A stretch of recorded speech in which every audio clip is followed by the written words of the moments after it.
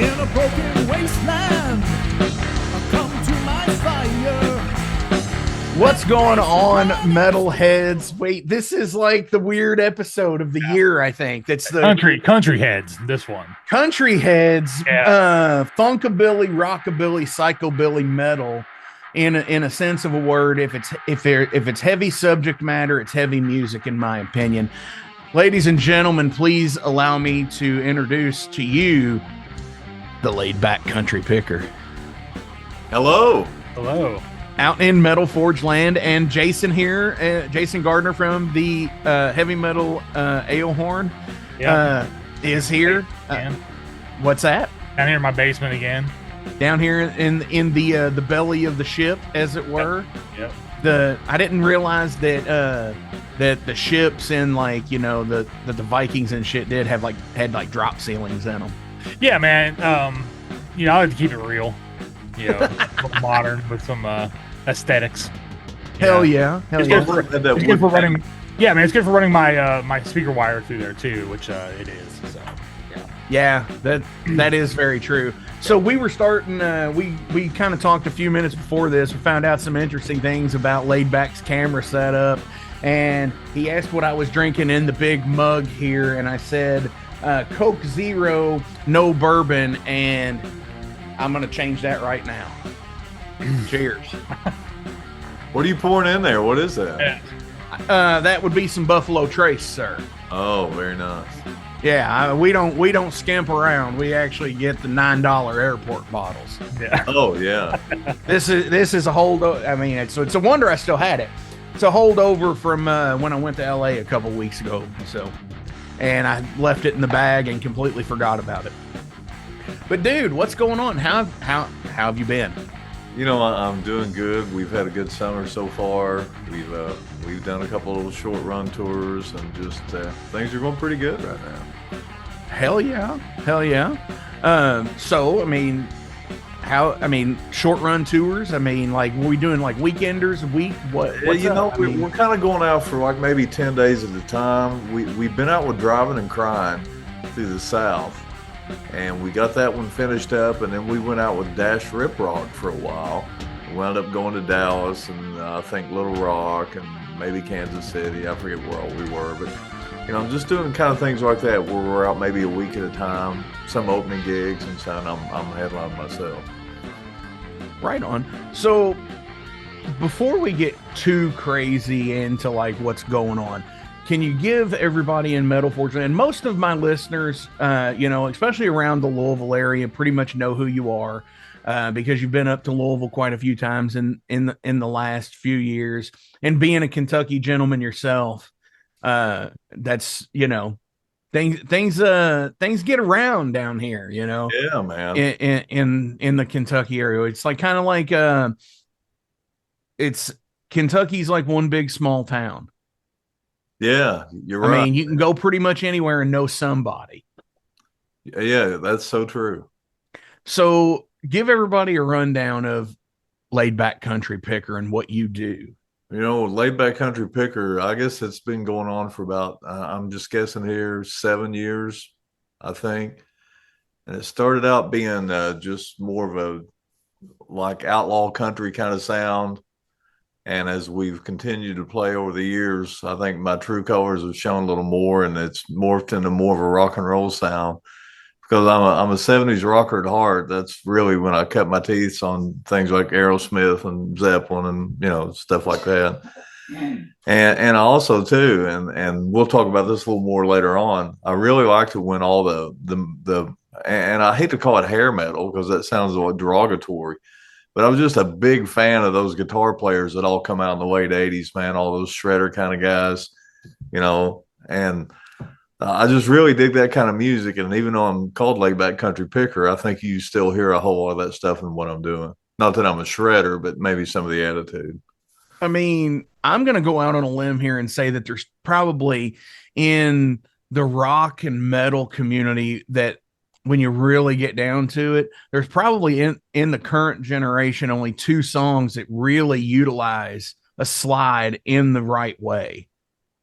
And that's LB's Truth and No More Tears. Oh man, wow. So That's Just pretty going to go out there and say that because That's MJ's truth right there. Mark Jackson's truth. yeah, it's goddamn right. No, but really, like, because it is such a sound, and just not even that, but like everything you do, it has this, like, again, as you said, your kind of true colors show with it, and it's melded into the kind of the rock vein, and we're like ZZ Top meets Zeppelin meets, I can kind of see some of the 80 shredders in there too. Yeah, I mean, and you're right with the ZZ Top and all that. I think that definitely is a lot of what I do. It kind of boogie based in a way, but with more distorted amps and stuff. And I don't know, it just keeps showing up. And I love those shredder guys. I can't play that way. They're all so fast. I remember I got to see Randy Rhoads maybe a month before he died with Ozzy, and I just remember leaving that show going, "You're never going to play that way. You're no one can do that." And so I thought, well, now I'll just become a blues rock player because I can't do what Randy did. So watching the documentary, because there is a documentary, and you told me one time, because I'd reached out to you. This is like when you first blipped on my radar a few years back, and I said, dude, this is a rad video, and you recommended the documentary of Laid Back, and you said it's 20 minutes you'll never get back. Yeah. And I was right. Here we are, like 3 years later, 4 years later. But no, when because you do go through like the idea in that, and there will be a link listed below, so if you all any of the viewers, listeners, whatever you're doing this on, want to check it out, you can. But when you're growing up in your formative years, you're playing the nights, the weekends, the small tours, the whatevers back in the 70s and 80s and such, when you really started getting into it. What were you always wanting to do? Original stuff? Did you always do cover stuff? Did you do a mix of both? How'd you get to where you are? We first started having a rock band in high school. Writing original material was where we were.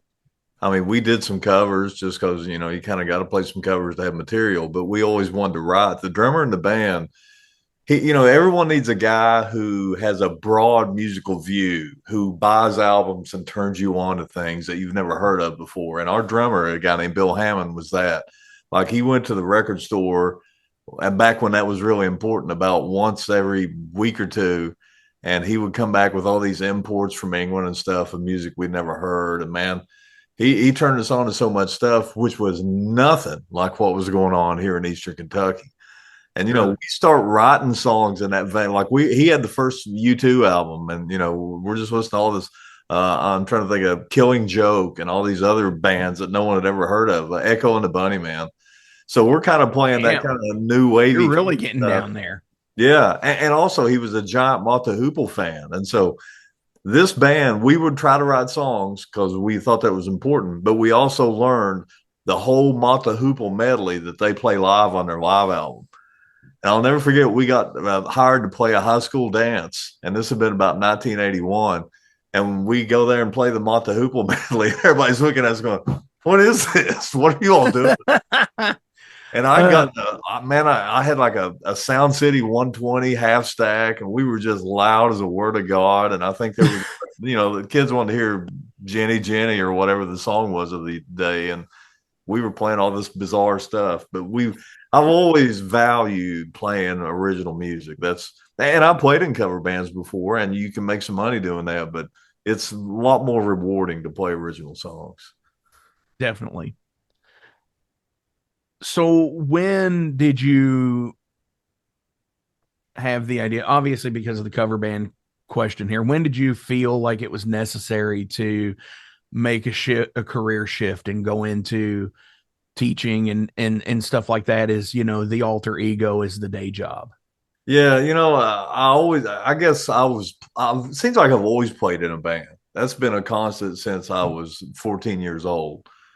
And, the goal at the time when I'm first playing and getting out of high school was, well, I want to be a rock star. That's what all my friends wanted to do. But a year or two after school, you start to realize, well, you're probably not going to be a rock star, and that's not really happening. So I started taking classes, and just working different jobs, nothing substantial at all. And just taking classes and playing music was good for that because you played on the weekend, you played at night, so you still had your time free to go to school. And school was a long time for me. We were non-traditional students at this point. We were married and had a child. And well, I remember we got burned out of school one time and probably had to take about a year off, but then we came back and finished our degrees and stuff. So I started full-time teaching in 2000. Okay. And, it was like, well, you're going to be a teacher now. So are you really going to play music? And the answer was, yeah. You just don't stop. You can't stop. So pretty much all through my teaching career, I've been playing mostly weekend and summer gigs too. Definitely. And that's kind of how the whole laid back idea based in the documentary kind of started. It was the character that, you'd get into the wearing the hat and the glasses and just doing the shtick, as it were. But like any good character, obviously it's, no matter, like, take wrestlers, for example, or actors, it's rooted at home. Yeah, and that's a really good analogy, I think, is it almost was like wrestling because, you got all these wrestlers and they're all trying to come up with something unique so you'll pay attention to them. Mm-hmm. You want a sea full of killer musicians all over the world. This layback thing was like, well, this is funny and this is an attention getter. So, it makes people look at you for a second. But then, I think it was Alex Lifeson. Maybe it was Geddy Lee. I read something that said, we don't take ourselves very seriously, but we take our music very seriously. And I think that's what layback does. Like, I'm not that serious about it, but I'm really still serious about the music we do. Sure. Absolutely. Jason, you're kind of quiet. Yeah, man, I'm just taking it in. I'm being taught. Yeah, it's what you always say, and I keep telling you, man, you got to jump in. So why don't you jump in and talk with him here for a minute? We want to hear from you too, buddy. I mean, yeah, like, how is it being a two-piece with your wife now? Like, just spending all that time in the caddy, the Cadillac. Sir, that is a Crown Vic Victoria. Oh, yeah. It is a Magoffin County Cadillac, and dude, I was sitting here thinking, or I just was thinking earlier today, and fucking sedans started popping up in my marketplace feed. Yeah. And there's something about a 4-door car, a big body car. What is it? Man, I don't know what it is, but especially with Crown Vics, I can't speak on every 4-door sedan. Well, the Grand Marquis. Yeah, well, those things are such a well-designed automobile because they're fuel efficient for the size they are. I mean, my car gets 25 miles a gallon on the road, and that's just incredible. They're a super comfortable ride, and we haul every bit of gear we need in it. So it's perfect for us. Hell yeah. I've been thinking about getting the wagon version. Oh, man. That would be I know, because they've still got that fucking back-facing seat. Yes. Those are, I remember that. Oh, dude, that needs to be, there we go right there. Laid back and honey drive-in tour. Boom. Oh, man. It'd be perfect. Yeah. It sells itself. No, but going back to Jason's question, going from playing in full bands, doing the thing, and then like kind of downsizing and Honey obviously has her other stuff going on too, like Luna and the Mountain Jets and everything too. But like, how is that going and just enjoying the music with the misses? Well, it's great. And, it all come out of COVID because when the COVID shut the world down and we're trapped here at the house for months at a time, and I've got a basement with a drum kit in it. And, I'd always played just a traditional kind of 4-piece band, but we go down there and Teresa has always thought, I could play drums. So we were just jamming and she got on the drum kit back there and I was like, oh my gosh, you can really play this. And I encouraged her and said, you got to do this. So we got a bunch of songs together and we went out and played for the first time. And she said she was scared to death, but you would never know it. And it just really worked. And it's so much different playing. in a two-piece situation like this because it's very liberating. I'm the only melodic instrument. So no matter what chord I play, it's the right chord because I'm not working against anybody there. And I figured out I made this rig. I had this really funky old Boss pedal that had a distortion on one side and an octave on the other. And it's very crude, but I would play with it and it would make a bass sound along with your guitar sound. Oh, man, that's something interesting. And then I found that Electro Harmonics made something called a POG, which runs an octave out that you can separate into a completely different amp. So that's going straight to the bass amp. And then the clear guitar signal is going on in my guitar rig. And it really cleaned things up. So I started playing around with that. And all of a sudden, I thought, you know, for two people, we sound pretty okay on some of this stuff. So no, that's the thing. It is a completely full sound, no matter what. And it saw you all at Z-Bar in Louisville. Yeah, I remember that show. And I think that might have been the first time that I saw you live. And like it was fucking loud. Like not like oppressively or anything, but no, like it filled the room like crazy. And that's a big room. Yeah. Having a good sound man and a good PA helps out. But you just kind of have to rethink how you play guitar a little bit. And you got to stay at home on the root notes a little and just be a little more basic. But it really works. And like I said, it just frees you up to do whatever. If I want to go on any tangent, I want to grab a section out of a song and throw it into something, it's always going to work.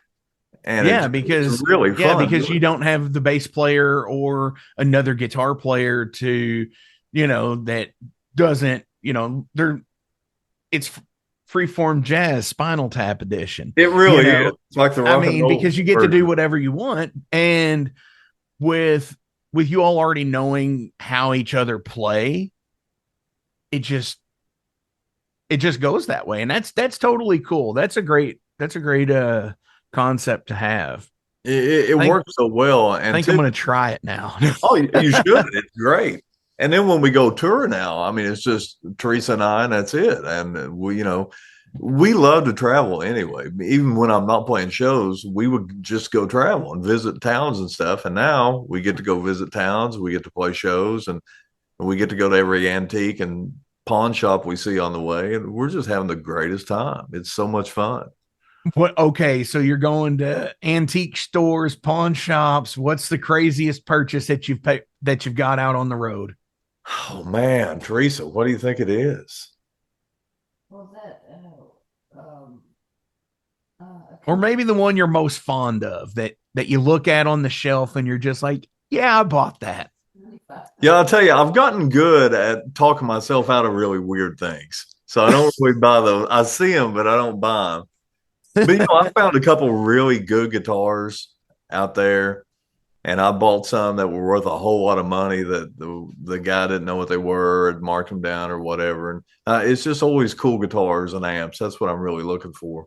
But I do venture over where the weird things are every now and then and see what kind of stuffed animal they have or something like that. Right. Something from your childhood. Yeah. Like the Evil Knievel, Snake River jump set or something. Oh yeah. We found a casket down in Virginia I would kind of like to have, but we didn't buy that one either. Could you imagine strapping that on top of the Crown Vic on the way home? Man, that would be great. That reminds me. I remember we were going to, this is back when I was in a band called Night Train. We were going to a show somewhere, and we stopped at a music store in Charleston, West Virginia. And there was this gigantic monitor board there. And this was back probably in the 80s when monitor boards were as big as your kitchen table. And this guy said, hey, man, I've got Foghat's monitor board here. And I want $150 for it. And we would have had to strap it on top of the van.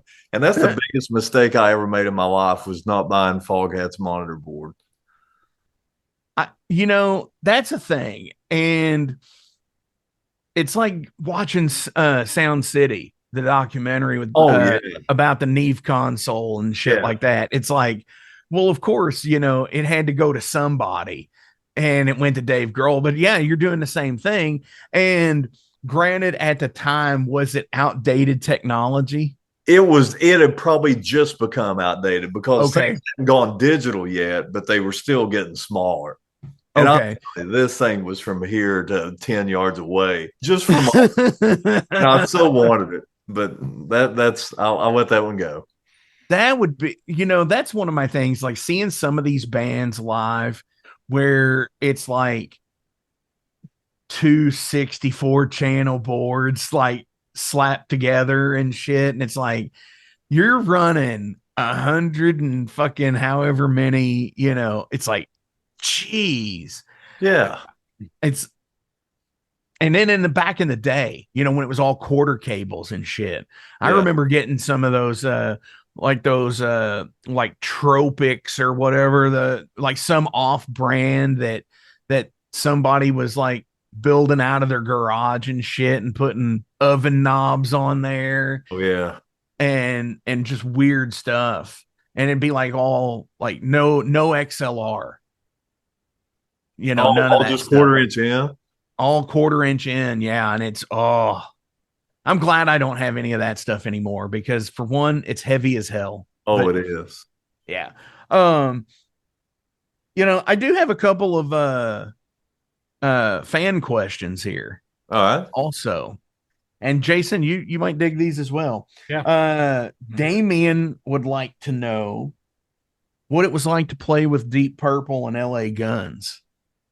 Gosh, man, let's take these one at a time because there were two different animals.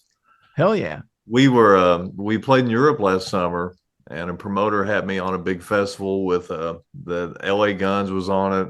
Or I'm sorry, no, Deep Purple, Slade, Phil Campbell's Bastard Sons were Hell playing. yeah. And it was just a huge lineup. And Hawkwind was supposed to be on the bill. So the day before, Hawkwind cancels. And so we can't make it. And so the promoter just put me in the Hawkwind slot. And I was like, this is insane. We showed up to sound check early that morning. And they said, well, you're on this stage now. I said, no, I'm over here. And it's like, no, you're on this stage now. So we did our sound check and all this. And I got to hang out with Dave Hill from Slade for the longest time. And I talked to him forever. And with our dressing room and our green room was a 500-year-old castle in France. So we're just sitting there and eating our meal, and in comes Deep Purple, and they're sitting at the table beside us, and there's Ian Gillan over there eating. I was like, oh my God, I can't believe it. And it was just insane. Phil Campbell was running around all over the place, and we got to speak to him quite a bit. I didn't say a whole lot to Deep Purple because what do you say to him? I didn't want to be an idiot, but it was just amazing. And so as the day you should went have said, on, I like Hush better. Oh no. I knew not to say that. But it was interesting. Phil Campbell played, and then me, and then it was Deep Purple. And I'm watching Phil Campbell play, and it's like, there's no Motorhead anymore, but they were doing all Motorhead songs. And I was like, well, this is close to really Motorhead as you're ever going to get. And they were in France. And everybody is going bananas for him. And they play the last song, and it's like, oh, you're up next. I thought, how do you follow that? How do you follow Phil Campbell? But everything went fine, and the audience was on our side, and we got through it. It was fun. You mentioned the Phil Campbell thing here, and I am a huge Motorhead fan. Like, I got into them at a really young age, like probably right after Black Sabbath and stuff on the Snakebite Love album. And I wasn't really a fan of that album, but like the next one, like We Are Motorhead came out, and it was on. And so in LB's Truth, and you not only do you wear the piped shirt with the Motorhead logos on there and stuff, you do mention Lemmy in the song.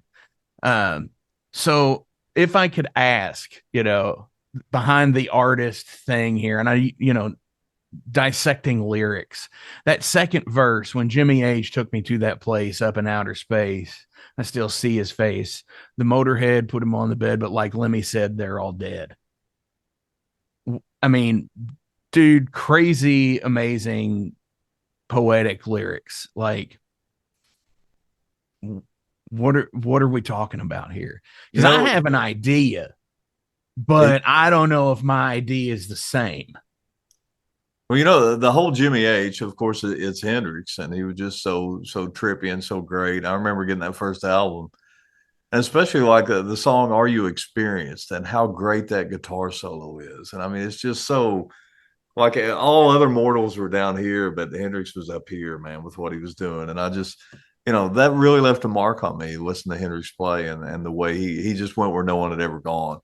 And, I still just think that's so amazing. And then the whole Lemmy thing. I mean, is there a band any heavier than Motorhead? I mean, not for someone of my ilk. They're still raw, they're still rock and roll, but they're just, man. And it's just the whole band is heavy. The sound is heavy, and I mean, I just thought that was the best there was. And the whole thing is like Lemmy said, he put them all to bed, in my opinion, because they're just better than everyone else, and they're all dead. I just needed a rhyme. So that is like completely. So this is like an exercise in songwriting. Okay. Yeah. Like, because Jason, you're a songwriter. I mean, you write lyrics and stuff like that. Yeah. You wrote a book about your album. Right. I mean, so this is like a lesson in real songwriting, because I completely took that a completely different direction. Like I immediately assumed it was like because of Lemmy, that it might have been a drug reference, Jimmy H being heroin. Oh, wow. Because like he was totally against heroin junkies, like because he watched a lot of friends die from it. Yeah. And, going up into outer space, getting high, and fucking shit. And like, but then again, the Hendrix being on top of the world like that. And maybe out of the world a little bit. Exactly. Like you take the cover of, and it's like the thing, All Along the Watchtower. Arguably, he's pretty much known for that legacy. Dude. I mean, yeah, there's other stuff. You got Fire, you got, all the other stuff. But like when you really get down to it on most rock radio, they're playing fucking All Along the Watchtower still today.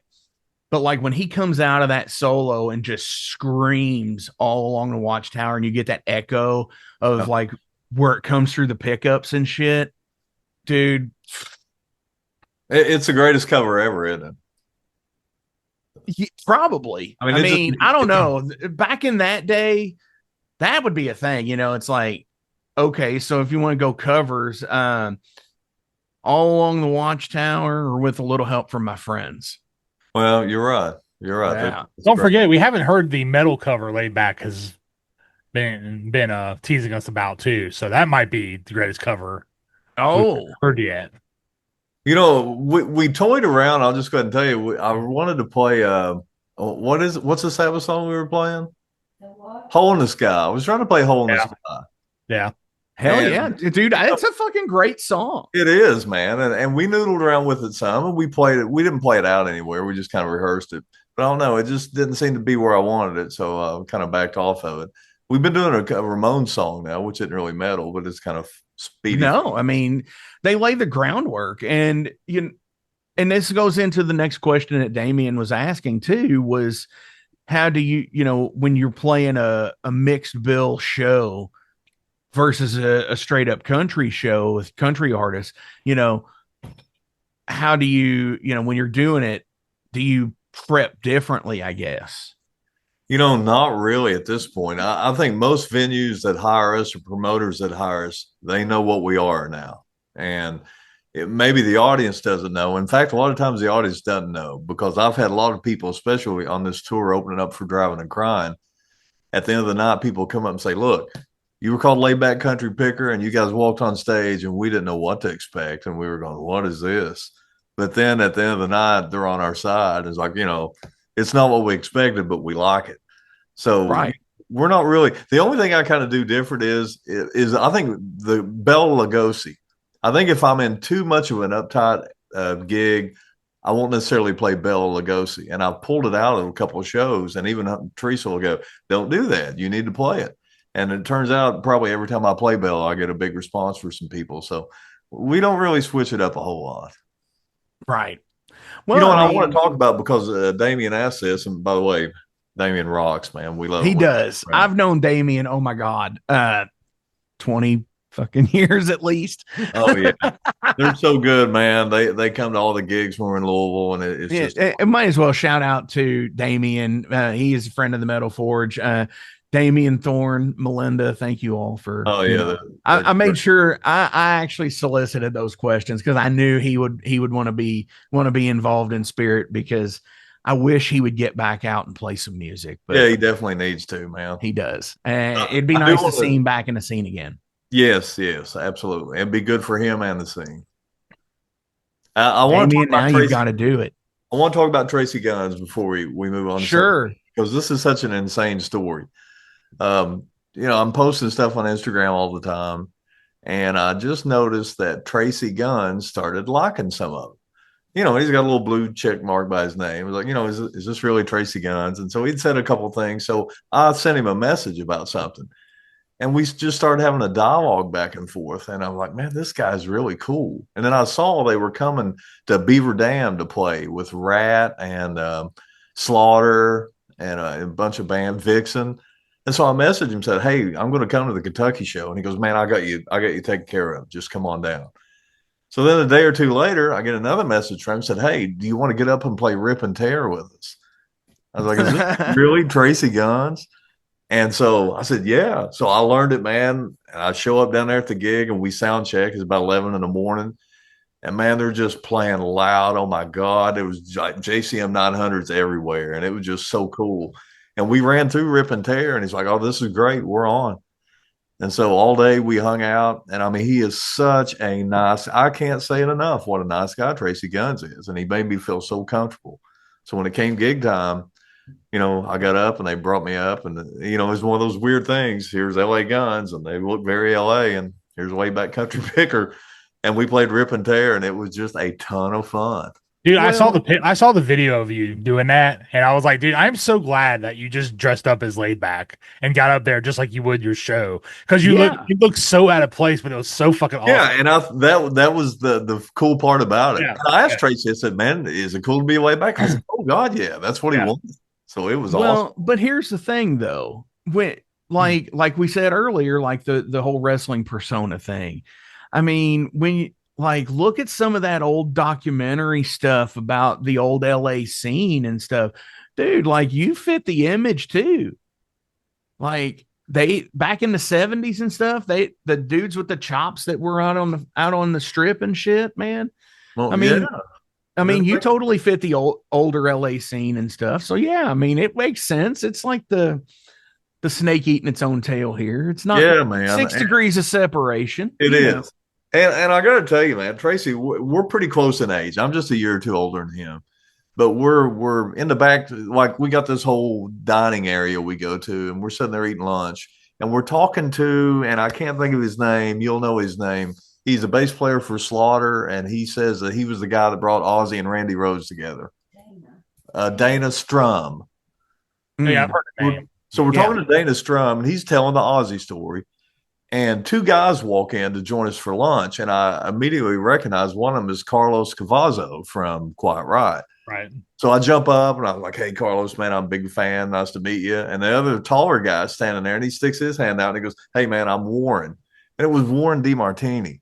I was like, oh, my God. So they just sat down with us, and now we're having lunch, and it's Tracy Guns and Carlos Cavazzo and Warren DeMartini. And Tracy and I are just sitting there listening to them tell stories, and I'm like, is this real life? Is this really happening right now? And they were all super sweet guys. That's awesome. It was great. And it's Zetro got brought up in an interview a few weeks back, about a couple months ago, actually. And it's like the idea of what the advice that he gave a younger musician in the scene about playing music. I think it transcends genre. Is you're somebody, then you're nobody, then you're a legend. Yeah. And I think a lot of those guys, that's what's happened to them now. The resurgence of, like a lot of vinyl and stuff, a lot of stuff being reprinted gave a lot of these guys new life, new lease on career type stuff. And too, I watched the decline of Western civilization, the metal years, and you Sure. watch that, and and I guess all the Mark Holmes stuff maybe wasn't real. Like he wasn't really that bad of a drunk. But a lot of those guys are maybe didn't make it out alive or aren't in good shape. But you look at Warren and Carlos and Tracy and them, they survived maybe the onslaught of everything, and now they're all healthy and they're smarter and they enjoy every show now. Like they go out there and they know, they're lucky to have these gigs and they're making the most of it.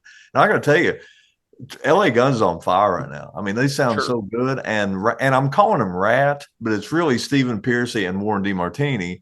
Yeah, Carlos, playing guitar, and I don't think they could be any better. They sound so. Those guys are really taking advantage of what's happening right now.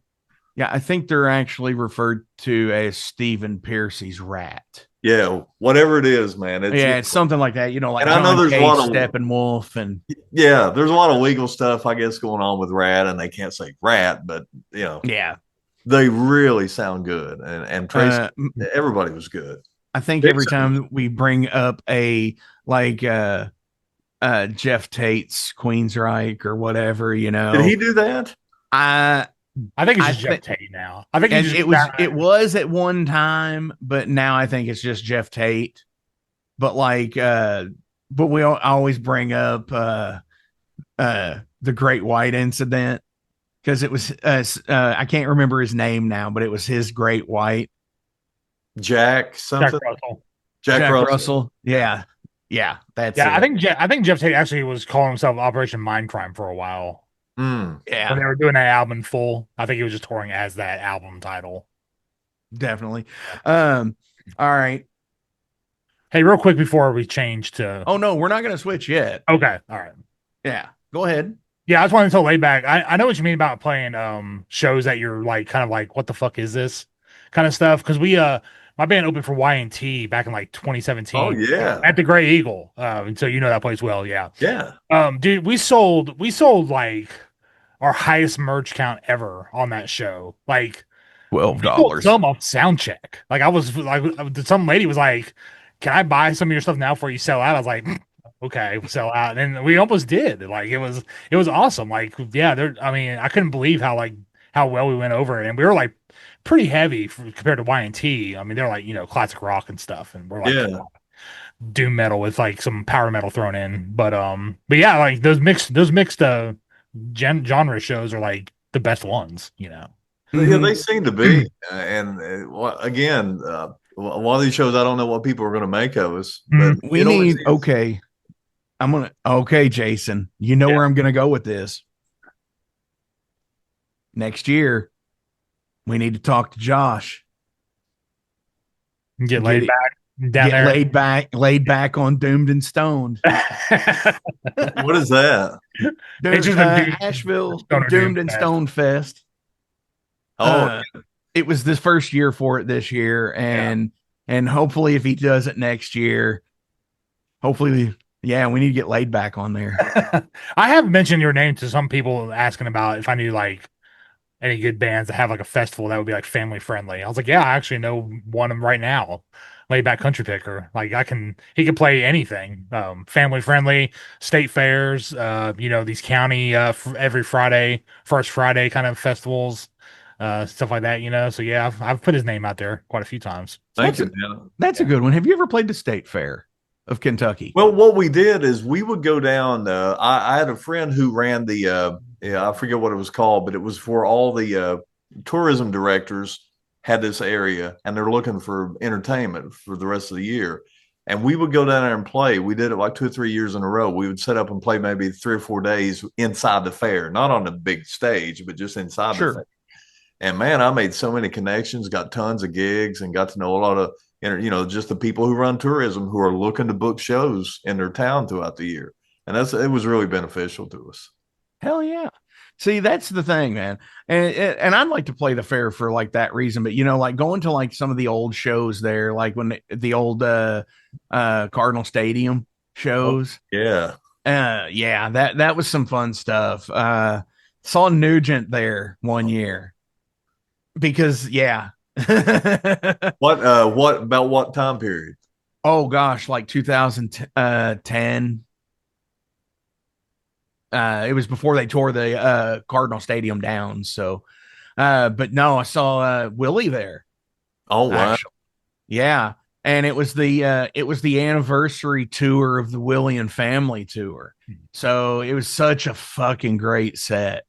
Like it's like I knew the entire set like the whole way through from listening to it like growing up as a kid, you know, on and stuff. And uh if you could pick somebody that, you know, it'd be like, you know, it'd be really awesome to play with those people, who would it be? Oh man, that's so hard. I know, because there's so many, you know, I'm sure influences are shooting through your mind right now. I mean, I've always adored Aerosmith, and I mean the Joe Perry. I just used to try to think up ways where I could be more like Joe Perry, and you know, I would love to play with them, but they're not doing anything anymore. However, and I got to tell you this, I don't know if you've seen this. You know, Joe Perry Project is touring. Mm-hmm. It's Quick Run. Do you know the band? Have you seen who's in it? No. Oh, it's ridiculous. He's got Brad Whitford playing guitar. He's got Chris Robinson from the Black Crowes singing, and the bass player and drummer from Stone Temple Pilots is the rhythm section. I mean, it's like a rock super group, and they're playing little venues.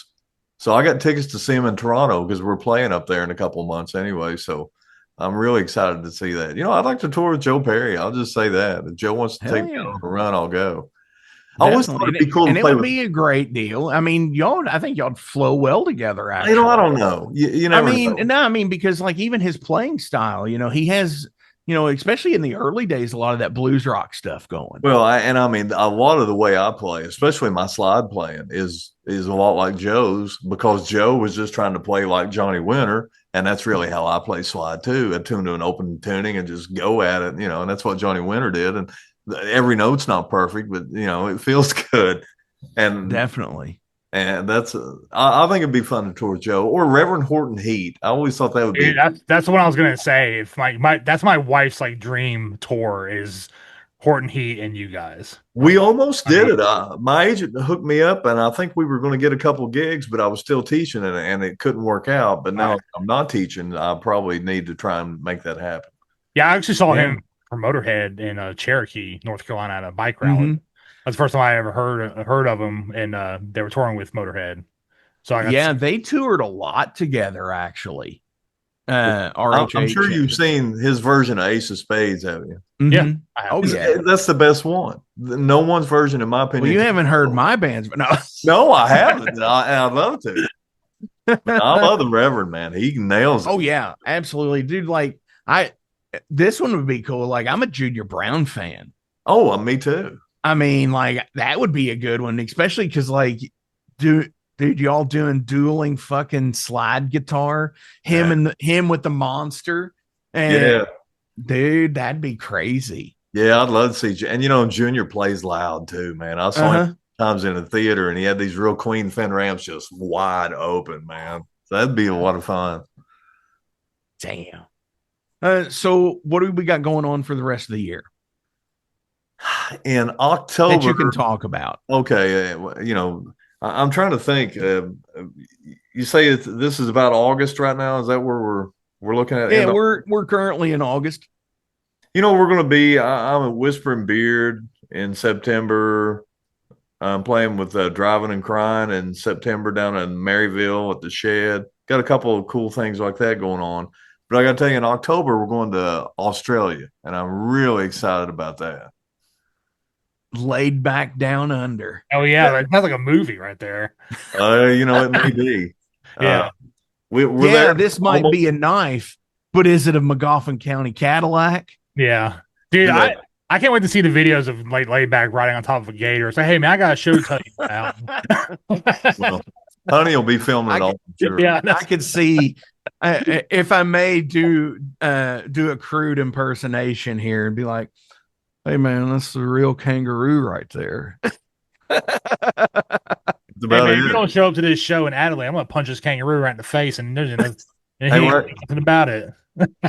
We're playing in Adelaide. I'm glad you said that. That's awesome. It's like one of the only town like cities I know. That and like Sydney, I don't know the rest. Melbourne, maybe. Well, yeah, those are the three. Yeah, there's not many, so they're all like. Well, like but you really got to think apart, like when you go to Australia, it's really just like cities around the coast and fucking desert, barren, wasteland, fucking jungle shit in the middle. Like stuff that'll kill you here, and then everything is civilization out here. It's like Yeah. But even the sharks and stuff will kill you out there. So like that place is like a death trap. I hope you survive when you go down there. Man, you're a shame something happens. Teresa is hearing every word you say, and she's not too happy about this anyway because spiders this big are not something she wants to deal with. Yeah. So now, obviously, that's a cool thing, man. That's like, I'm sure, like, whenever, like, what's your idea of making it kind of thing, where, it's like we all talk about that. It's like, what if I ever did make it, or what is making it? To me, doing stuff like that, going to Australia to play music, just even if it's a 14-day vacation. And it might be the only thing that you get to do that year, but you're going over there and you got to play at a fucking castle. You did a European tour, man. And it's like, that's awesome shit. Man, thank you. And I know that what I do is not mainstream and I'm not ever going to be on radio. And I understand all that. But just to be able to go from town to town, people come out and seem to enjoy the show. I get to go to Australia, all because of my music. And, you can't beat that. That's to play the music you want to play and no one telling you what to do and still get gigs. That's a good thing. How does it feel to be like America's finest export, like at this point, though? Well, it's like we're going to have a fucking tariff on him coming back now. God damn. Thanks for bringing that up. Yeah. Thanks. What's the duty price? No, seriously, America's finest export going on. You got to come back. What are you worth? Yeah, not a whole lot, I don't think. Man, how does like country go over like in Europe? Like, oh man, they really dig it. They're when we were playing like in the Netherlands and stuff, just what a and I call this alt country. It was alternative country to me back in the day, and now it's Americana or whatever it is. They seem to really dig that a whole lot. And Australia, because where we're playing, like there's a girl named Nikki Lane that seems to be headlining everything. And we're playing one gig with Casey Chambers. And my promoter said, look, you don't understand. Casey Chambers is doing okay in America, but she's like Elvis over here in Australia, man. Oh, nice. They love her there. So we're lucky to be on the bill with her a couple of nights. Yeah, that's cool. I was wondering just like how, like, because like, I don't really know what the equivalent would be to like European country music, like in the way we know country here. Iron Maiden. No, I mean, like, I know, like like in Sweden, it'd be like Swedish death metal. That would be like their country music. But like, like what would be like the laid back country Mayhem is country music to Norway. Yeah, I've always just wondered that, like how well it goes over actually, because I know they have like big shows and stuff. Like Nashville people have like big shows and stuff over there. The Europeans. But can they relate to it? Like, because it's all about like, running around in the cornfield when you're 5. It's like, you have cornfields over there, So what do they see in it? That's what I always kind of was curious about. I think in Europe they're not as hung up on genre as what we are here in the United States. Okay, sure. Everything has to be in a category, and we like this category, and over here we don't like that category. And they just seem to take music more on just its face value of what it is. Gotcha. Okay. And I think if anything has a good vibe to it or good energy or it's sincere and the people play well, they seem to, I'm not saying that everybody, but a lot of Europeans just seem to say, this is great. And they would dig it. And one of the shows we played in the Netherlands, the band right before us was a CCR tribute band. And I mean, they had it down and they sounded just like CCR, but the people just went bananas for them. They just loved them. So there was Creedence Clearwater remade. Yeah.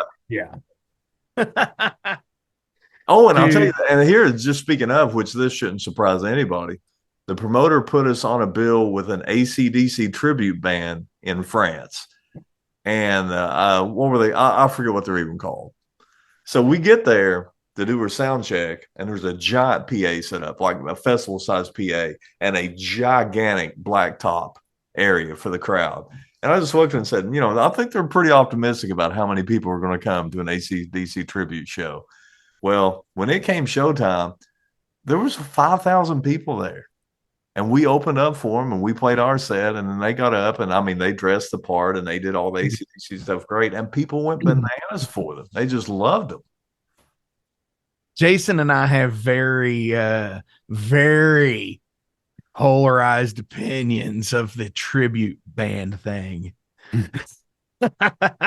Yeah, it's like I'm not opposed to the music being celebrated, but it's like I'm opposed to like people making careers off somebody else's music. You know what I mean? Yeah. It seems like you're just got to Especially, next to someone smart and stole their homework, and now you're making money off of what they did. You know, it's like it seems a little cheap to me, but yeah, to each their own. and I'm what, just here in the basement talking to laid back, so you know. but No, still, it's a complex thing. And the first time I went to Europe, we played with a U2 cover band, and I just thought it was absolutely ridiculous. Although, why is there a U2 tribute band? I don't get it.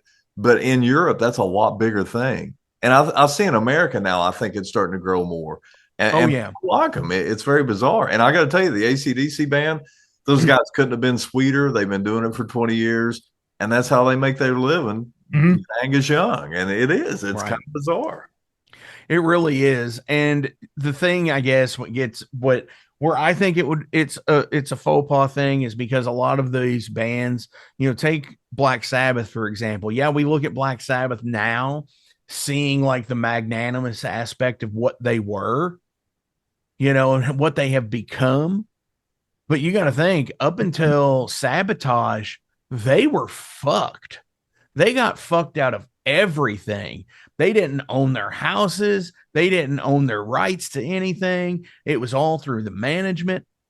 I mean, and when they left Meehan, it was like, then they had to basically just start over.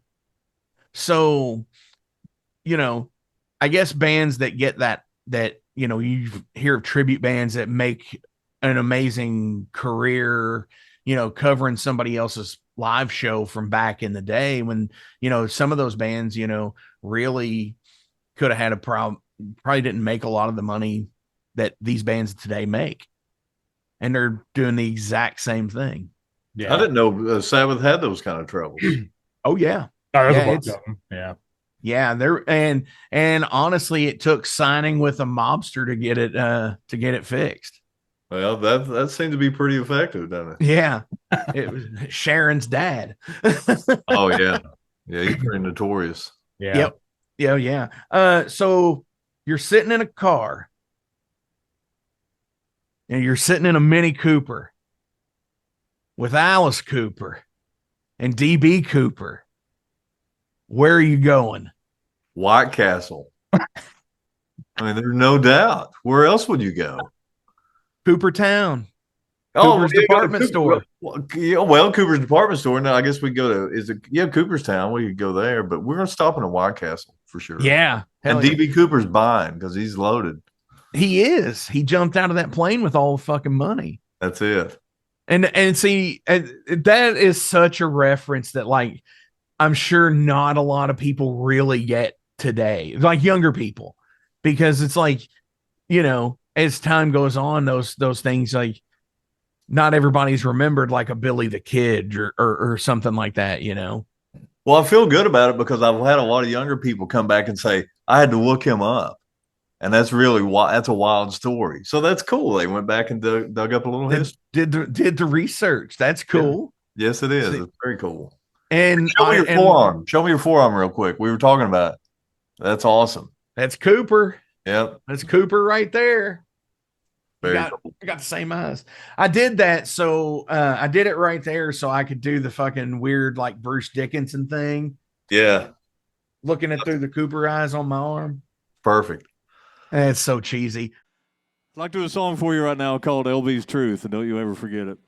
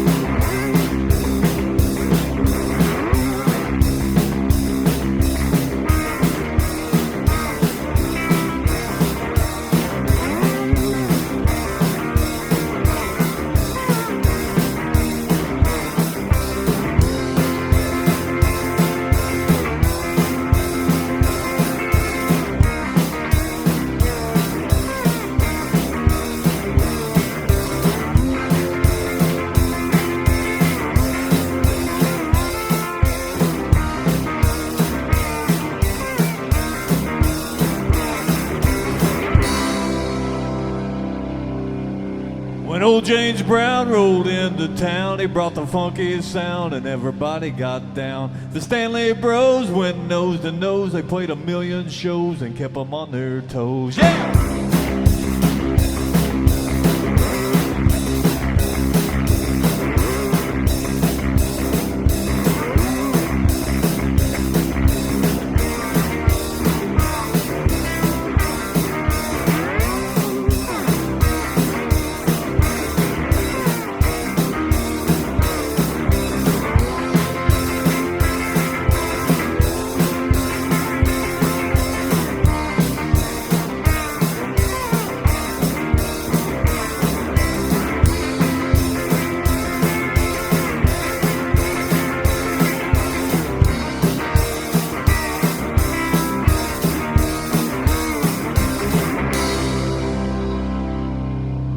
Jimmy H took me to that place up in outer space. I still see his face. The Motorhead put them all to bed, but like Lemmy said, they're all dead.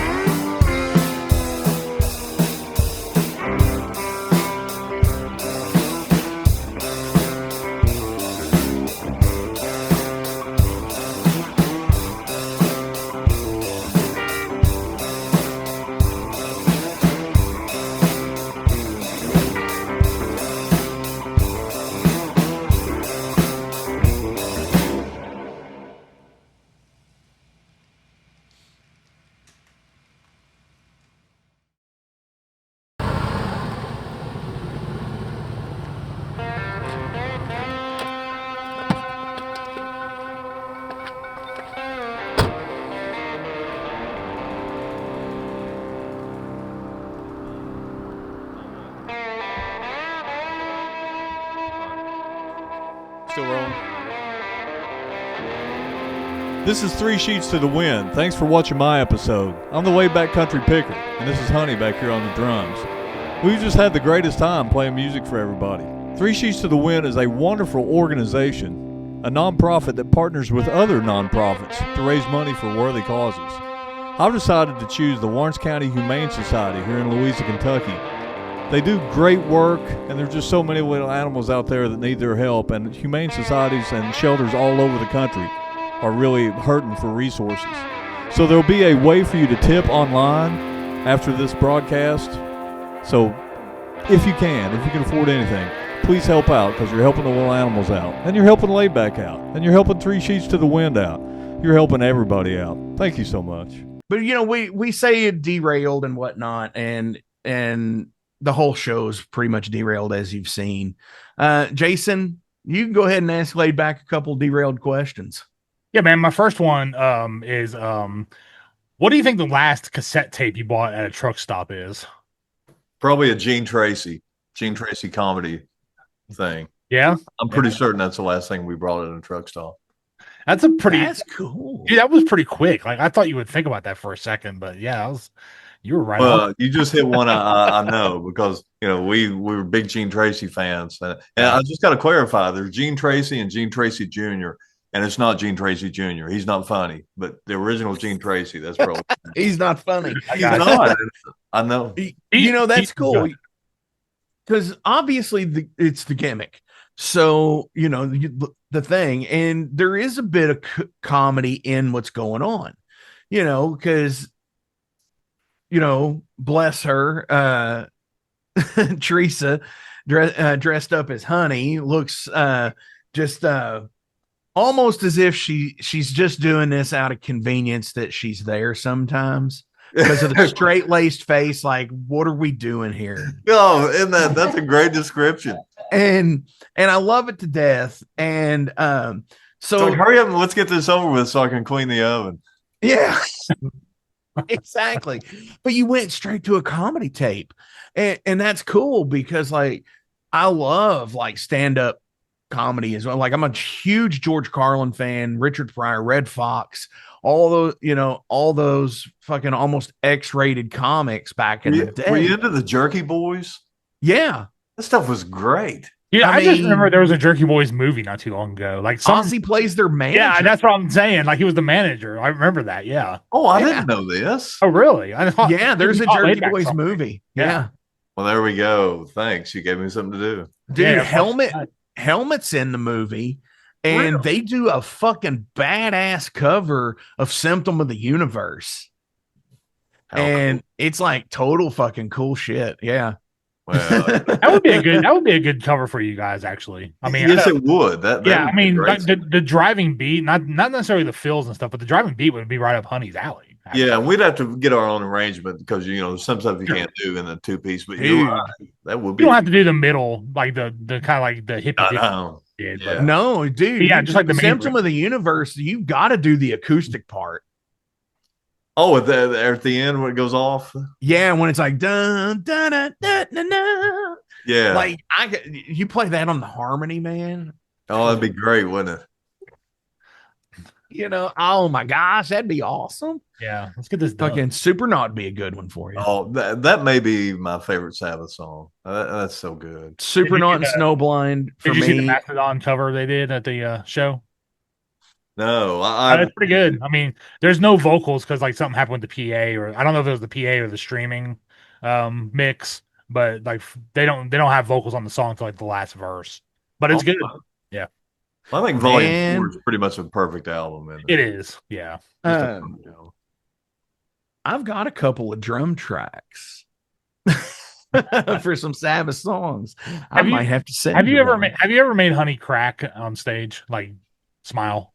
I haven't. I've seen it happen from someone else before, but I've never been able to do it. Because I have to hand it to her. Like she like commits like whole.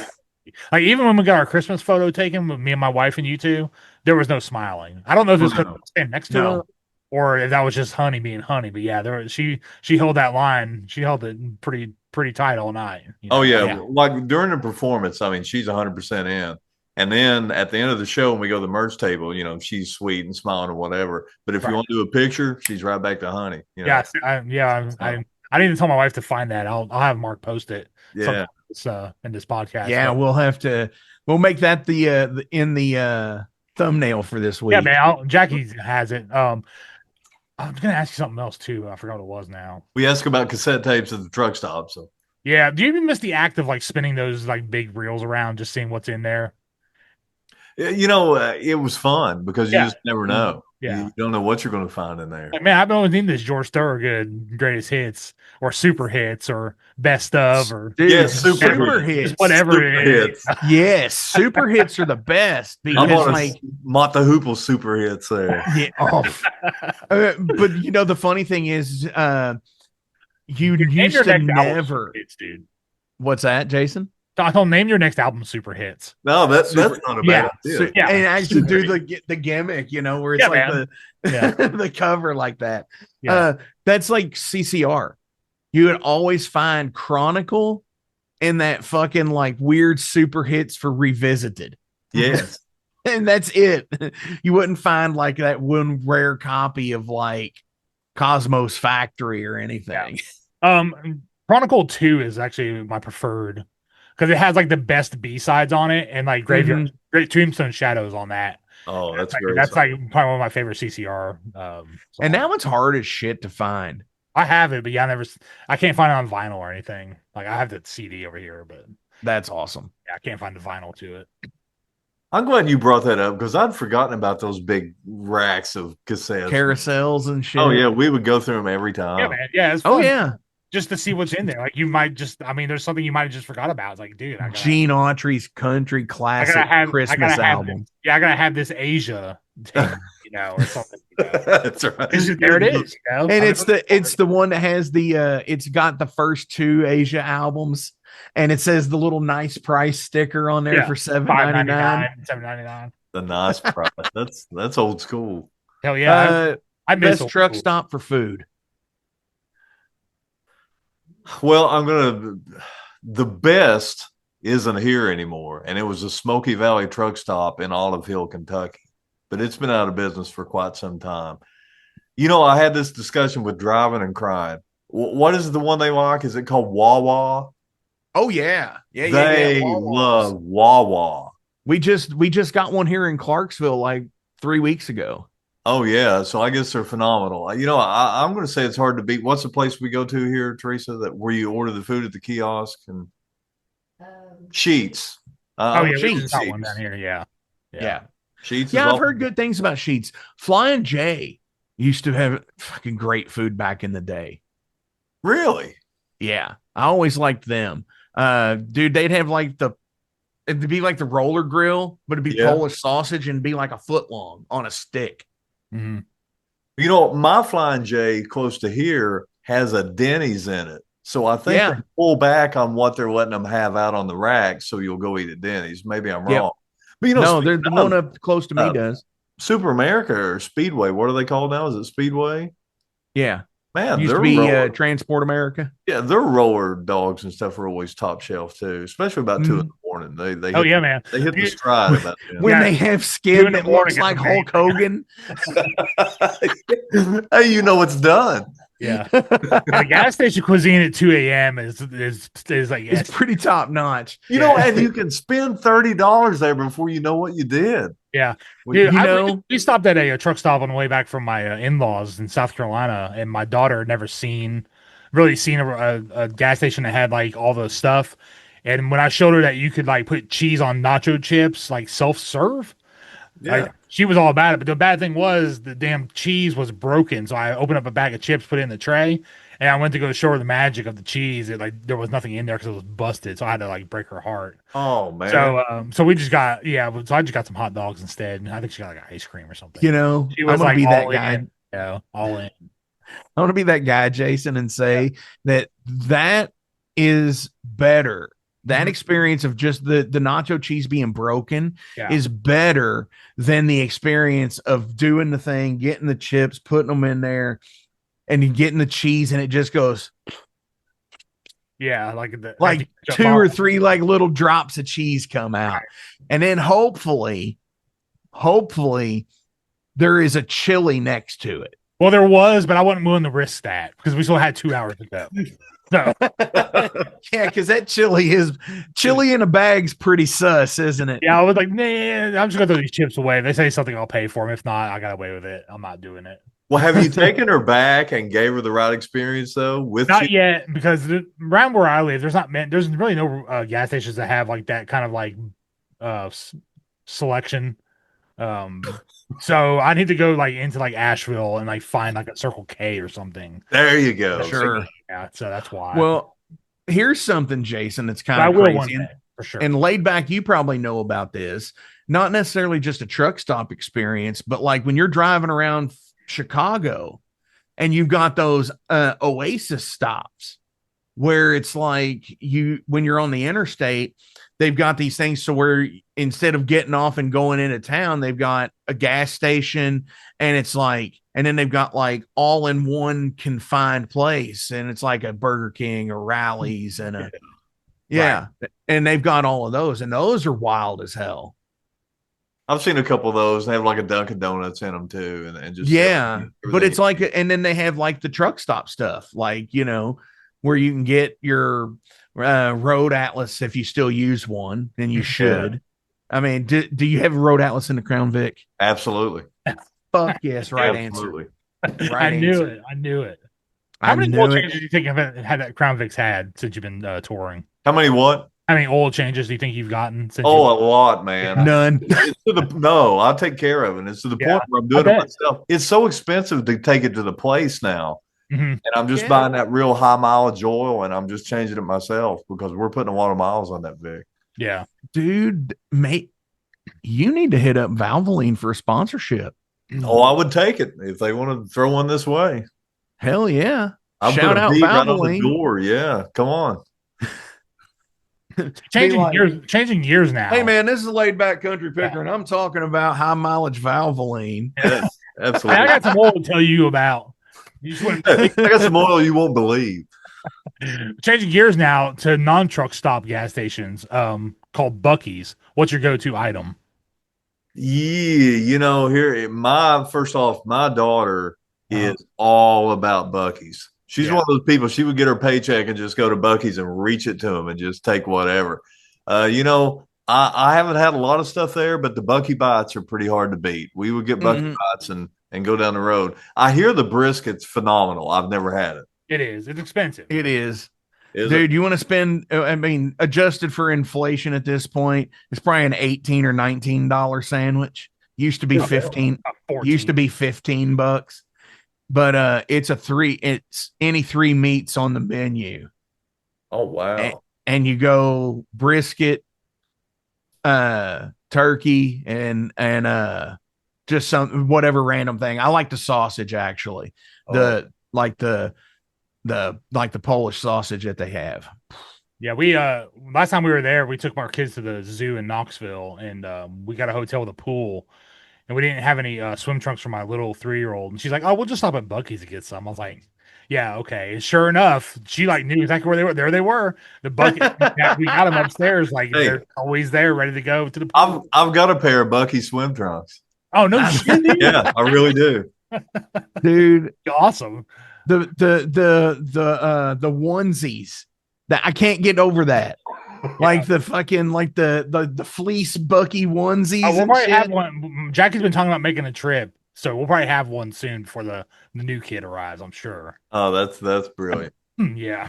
Somebody said Buc-ee's is everything that's right about America and everything that's wrong with America at the same time. Man. Yeah, it is. I mean, if you put a Buc-ee's in Europe, what would happen? I bet you a world war would break out just because nobody would know what it is. No, because it's such excess and overkill. Yeah. I mean, when you really think about it, Buc-ee's, especially because they're a Texas company, they are really just interjecting Texas into the rest of America. More. Yeah. Yes. More. Yes. Yeah. More bang for your buck. Everything's bigger in Texas. Now it's bigger in Kentucky, and 120 gas pumps. Yeah. Oh, 120. That's a baby one, dude. No, I know. I think the one up in the one out here in Richmond is it has 225, I think.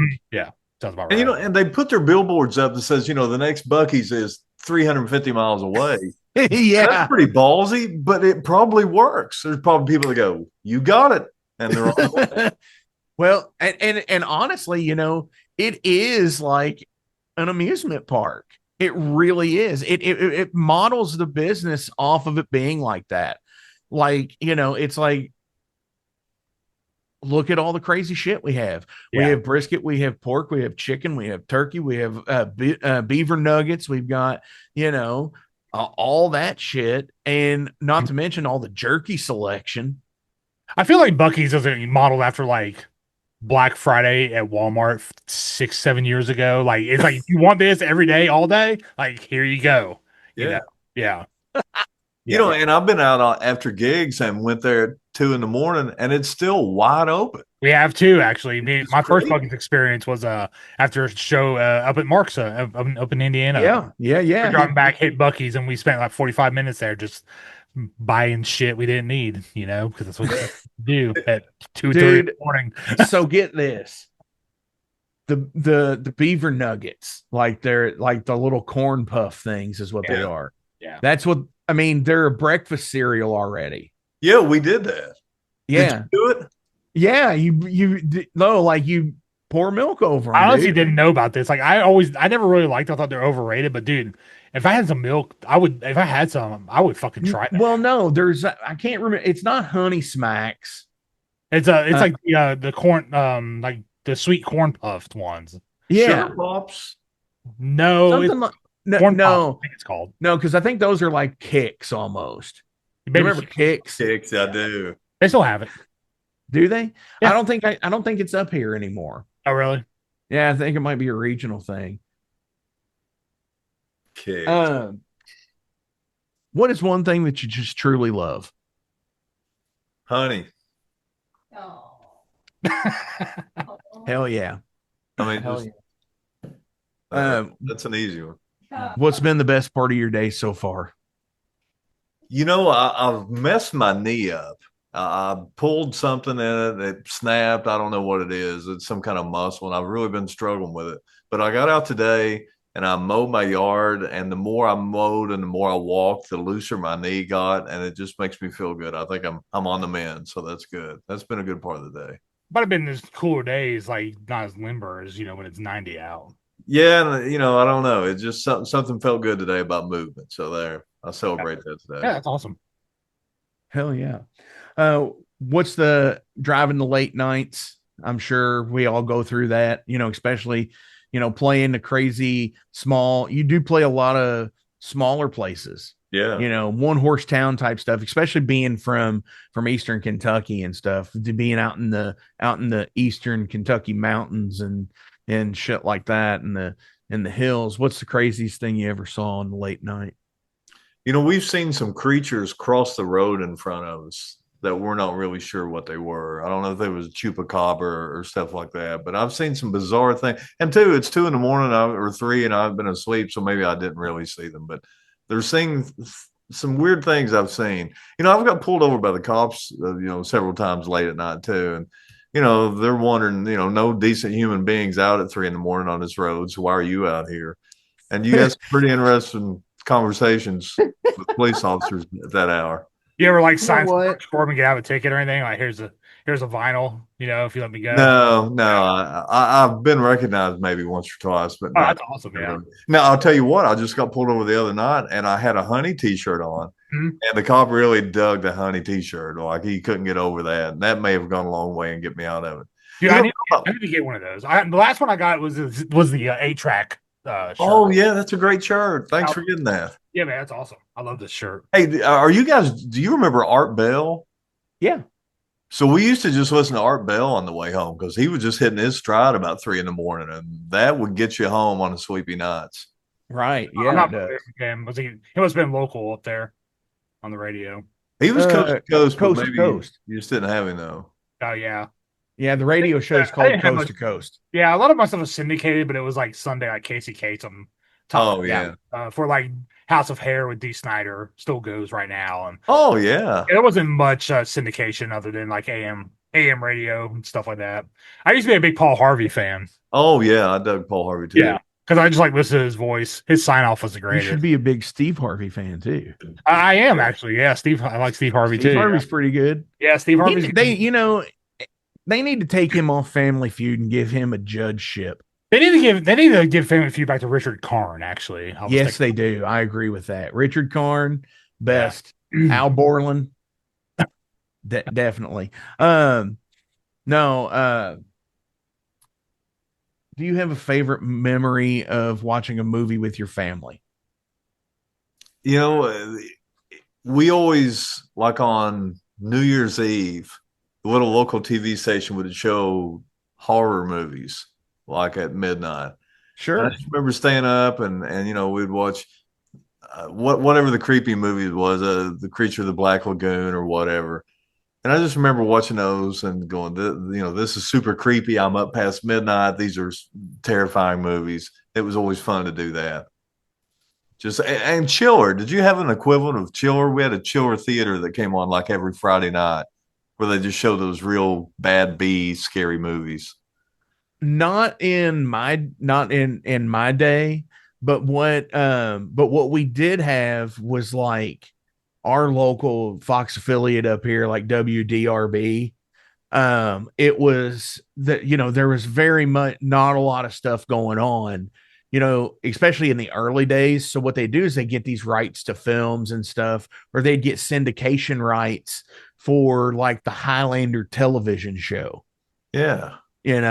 And I remember waking up at like 3 a.m. and catching or it's like midnight, 1, 2, something like that. Cause it wasn't too late, but I remember catching the end of a Highlander television show, and the film that they were playing after it was Phantasm 2.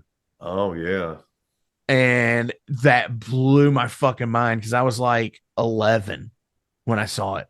And like, falling asleep on a Friday night, on the couch, Yeah. that kind of thing. And then waking up and being like, seeing this fucking guy with a fucking silver ball flying through and sticking in people's heads. Waking up on the couch during a horror movie when you're just kind of like coming to and not really know what's going on is like one of the most visceral experiences you can have, especially when you're single and live by yourself. Because it's like, what in the hell is going on? You're like, and then you open your eyes and it's like a zombie like eating a dude, like he's like already like tore his stomach out, and you're like, that's the first thing you wake up to at like 4 a.m. You're like, what is going on here? But yeah, I never forget those few times it happened to me.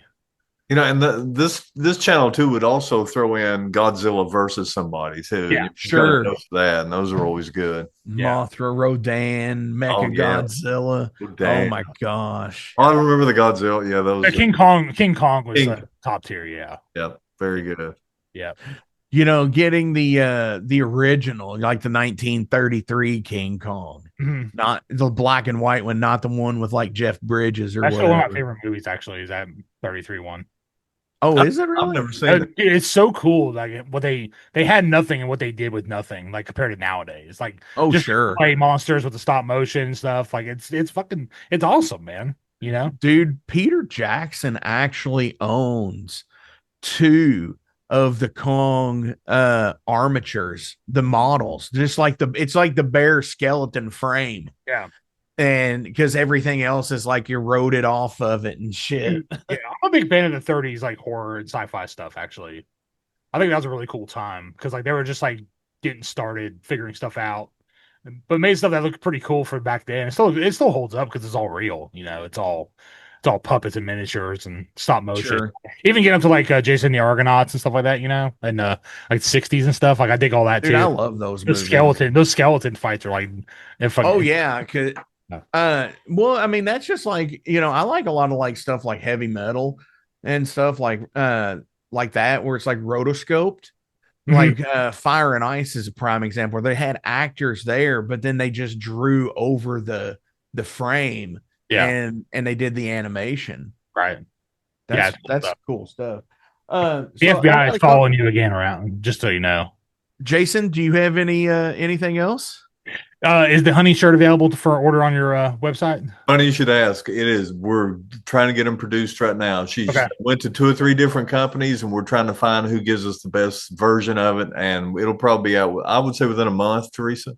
Yeah. Yeah, within a month they'll be available. Okay, I'll be ordering one. I'll get one for my wife. Right on. Yeah, she's all about it. She's actually really jealous I'm here right now talking to you. If you can give her a shout out. Oh, what's her name? Jackie. Jackie. Yeah. Jackie. Oh, even Honey yelling at you. Jackie, you rock. Can't wait to see you again. It'll be soon enough.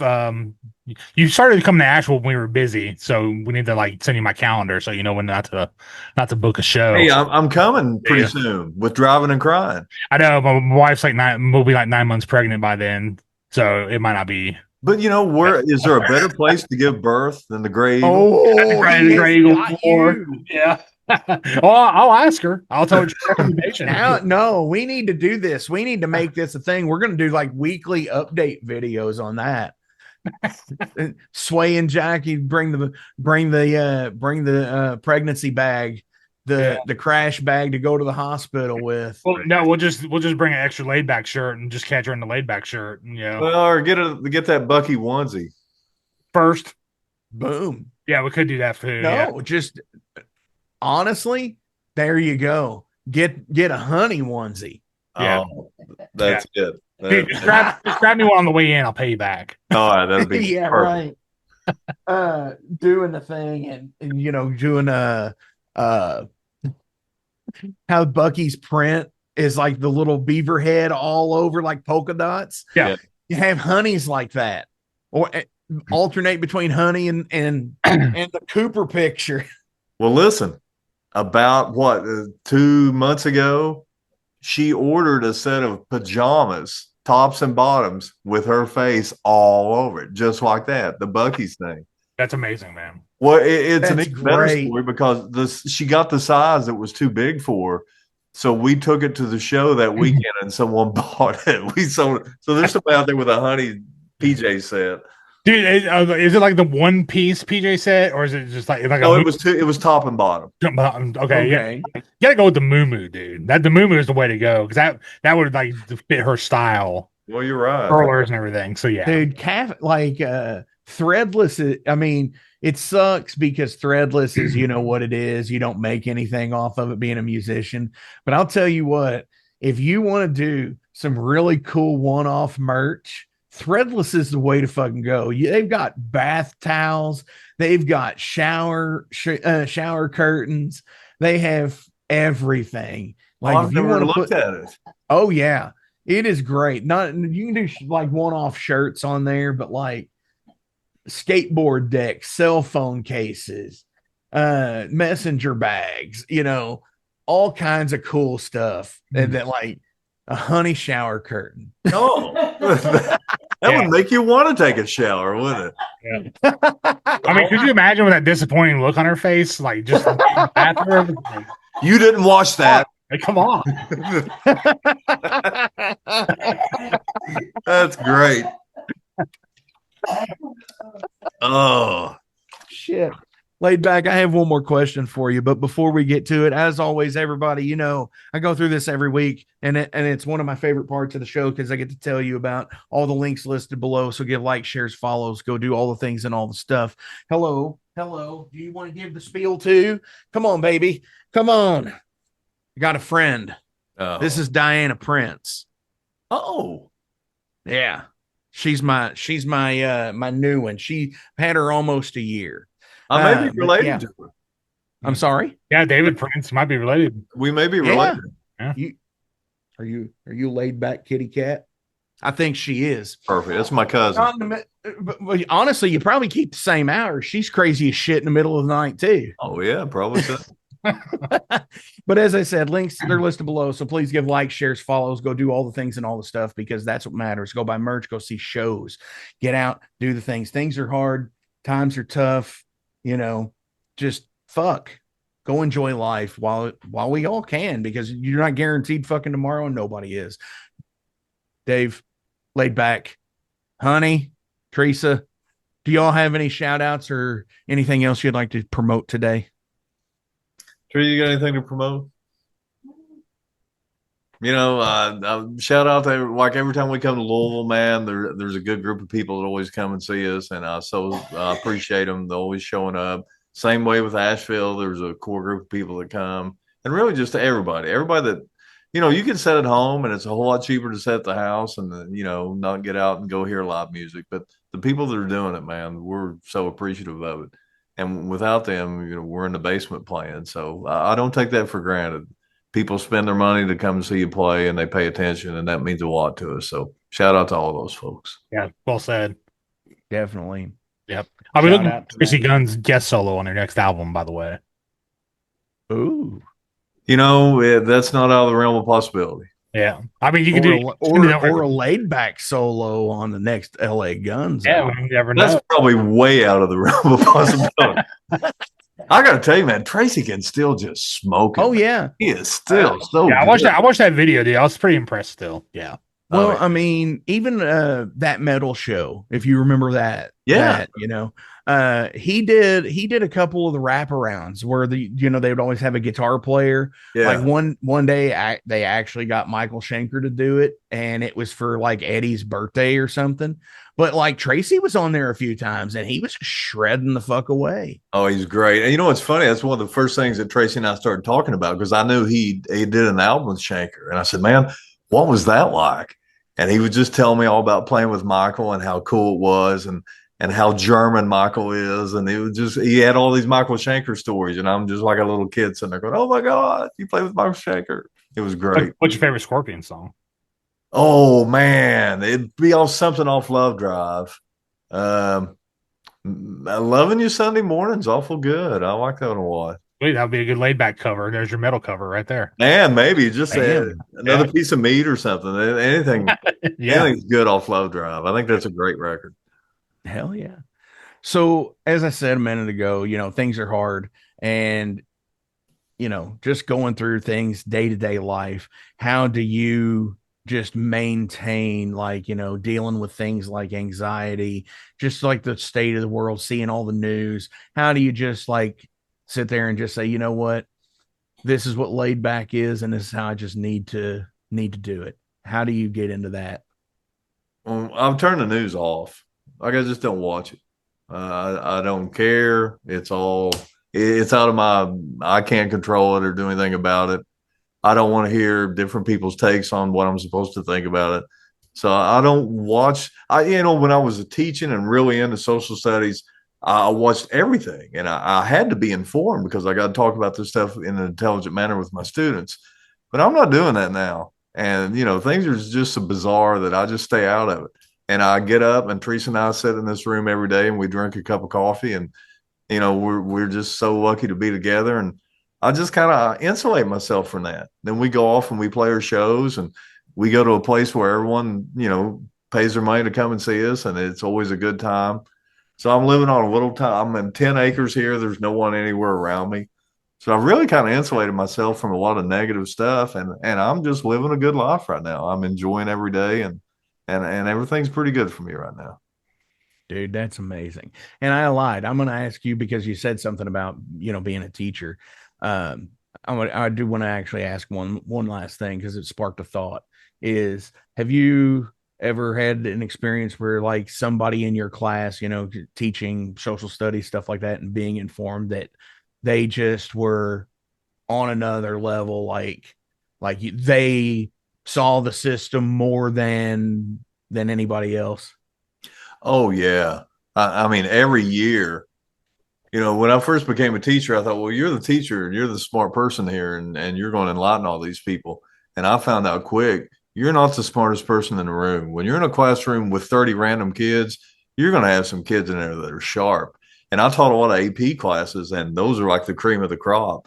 Yeah. So, I learned pretty quick that I'm not the smartest person there, and I valued their viewpoints, and I've learned just as much from them and things they say and the way they see the world as maybe what they learned from me. So, yeah, I had a kid for example, who just finished at Harvard, and like he's got a law degree, and he'll probably be on the Supreme Court someday, and that's not a joke at all. So I've had some brilliant kids in my classroom. Has any of your students ever plagiarized your lyrics in like a paper, like a report? Well, I've just seen them at the end of an answer, they would throw in a lyric or something. Like, hey, man, John Glenn. Yeah. Did you ever give them extra credit? Well, I'll tell you what, when you're grading the paper, it's just one of those, it gets to where I'm not sure if you get this point. Did you make this point or not? But if they quoted the laid back lyric, then yeah, I think they did. They got that. So we'll go check off on it. They understood the assignment. And they're smart. So yeah. Hell yeah. Laid back, thank you so much. Honey, thank you so much as well, being in the gallery behind and helping with the camera at the beginning. Let's not forget to thank the FBI for moving Laidback's camera around, trying to find. Yeah, man. I don't know if FBI, yeah, somebody's hooked up. Hey, man, thank you guys. It's just such a joy to talk to you all, and man, you all are just so well versed on so much stuff, and it's great to talk with you. Dude, I got so much more I could have asked, but we don't need to be here all night. We'll do a version 2. Yeah, man. Oh yeah. Oh, absolutely. After Australia, I want to see how many snakes you have to fight. I'll see how many fingers I have left when we come back. Whoa. Yeah. Well, I mean, at least, do you really need the pinky? All you need is something to play slide with. That's it. There you go. Hey, you're a Rose Tattoo fan, right? Yeah. So this the home of Rose Tattoo, and all their songs had slide guitars, so we'll be fine. It'll be perfect. Yeah. Look at Django Reinhardt. Oh, Django! I'm looking forward to those Australian laid back show commercials, man. Yeah, that is something. Your all's content is just so great. In a world where we've got to make content to survive as an entity. The music's already great, but just everything else that you're doing, like hey, this is what we're doing. Come out to this show tonight, and it's just realism. It really is. I think my favorite one is like he was like in Kansas or something, and it was like he was like promoting an actual show, and it was like so far away. He's like, "Hey man, I got something to tell you about." It's like I'm over here in like this old like it was like a police station that turned into like something else. It was like something historic, and he's like, "Yeah, I'll be playing in Asheville, North Carolina, like next week." And it's like, I remember doing that. yeah, that's a good one. That's probably one of my favorites. Yeah, And if I try, like, I almost think I don't want to do anything that's too ridiculous, or I want to make sense. And then Honey will remind me, you don't want to make too much sense, and you do want to be a little ridiculous. Yeah, and yeah. I think that's what makes it so easy to be laid back. Yeah, Sure. You don't Sure, always sure. have to have your facts together when you're laid back. Exactly. or if you're a president or politician for that matter. But It's that's a different story for a different time. there it is. Yeah. And there it is. Laid back on our way out today from your catalog of music, preferably a music video, but whatever. What do you want to play? Oh man, if we're gonna do a video, you've already got the shirt on. Let's go ahead and do Cooper. Oh man, I was hoping you pick Party Line.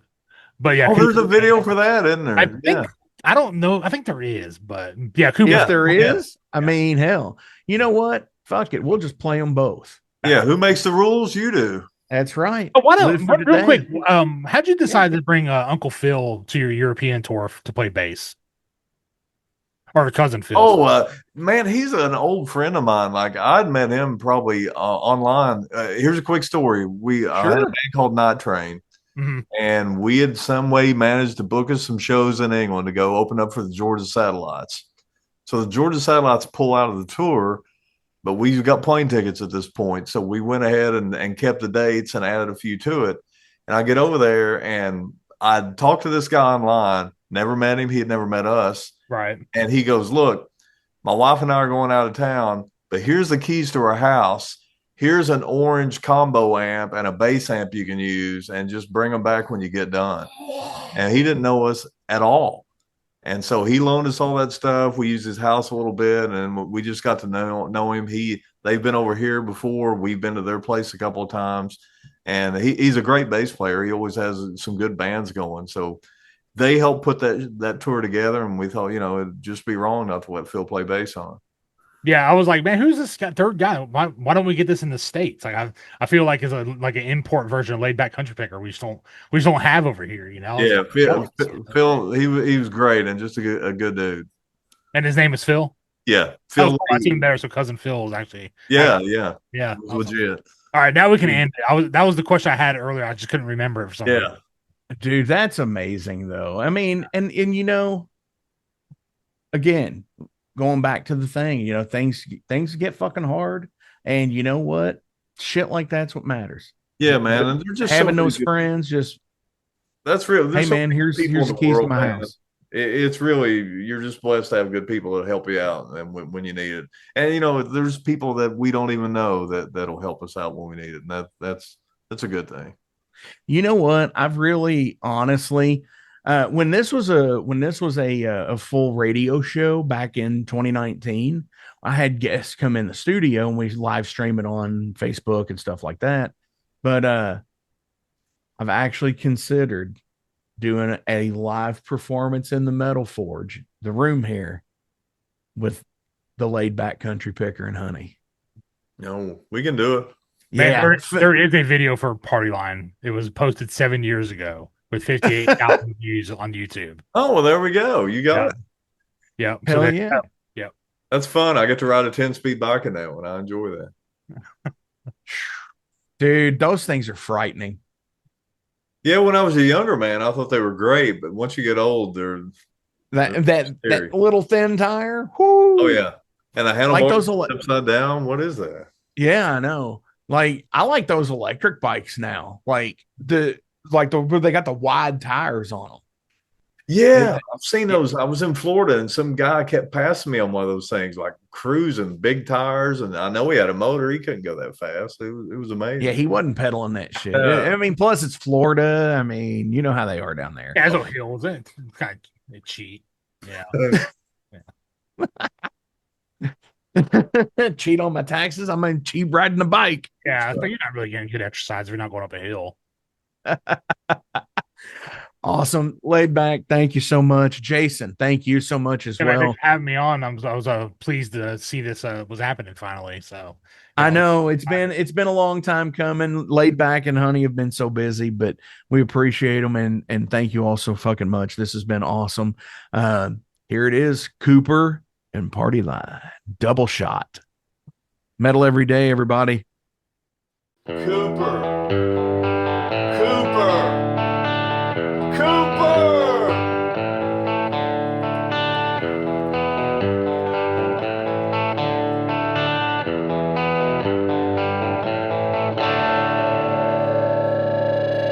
Alice Cooper.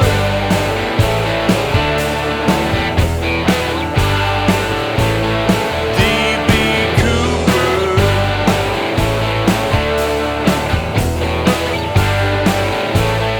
Minnie Cooper. Cooper's Department Store.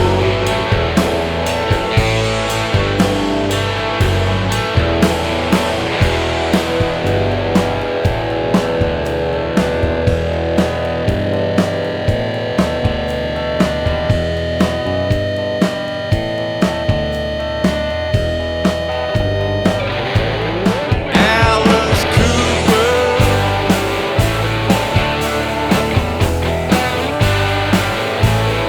D.B. Cooper.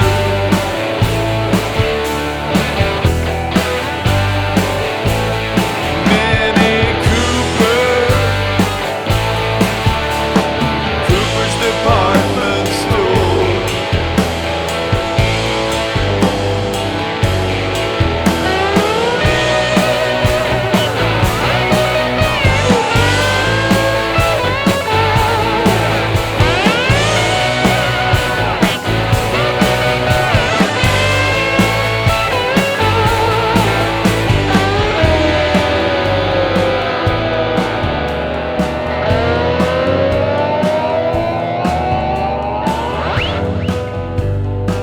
Come upstairs, love. You'll find everything you need. Alice Cooper.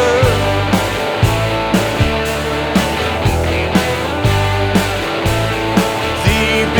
Cooper.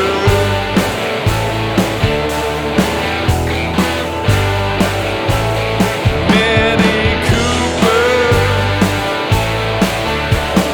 Cooper's Department Store.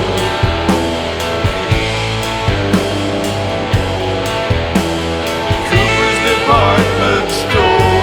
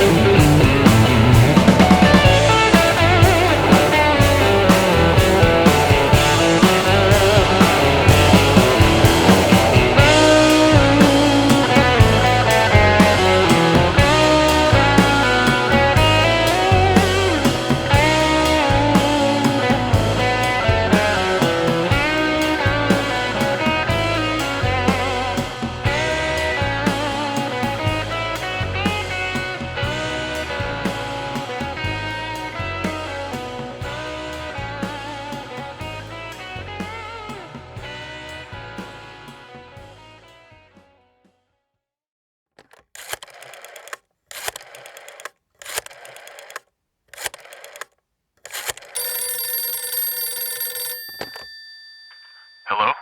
I want to know where my money went. I'll find it. You'd better. Did you hear that? Is there someone else on this line?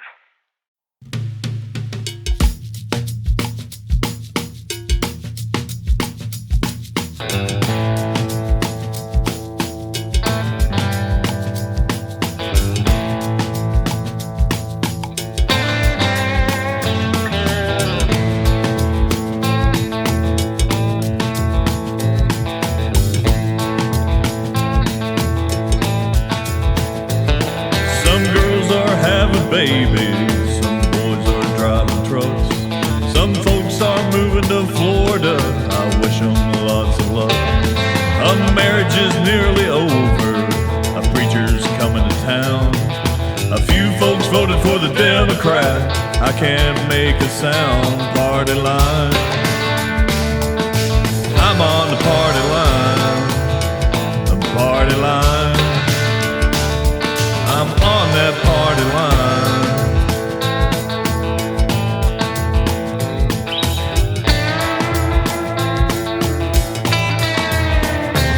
Well, there's people that muddy the water. There's people that make it clear.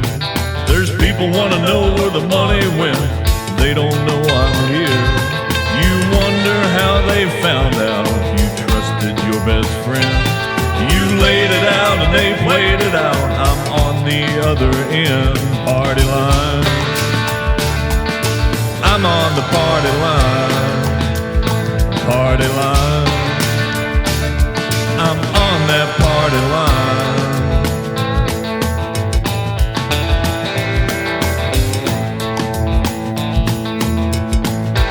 Lead part right here.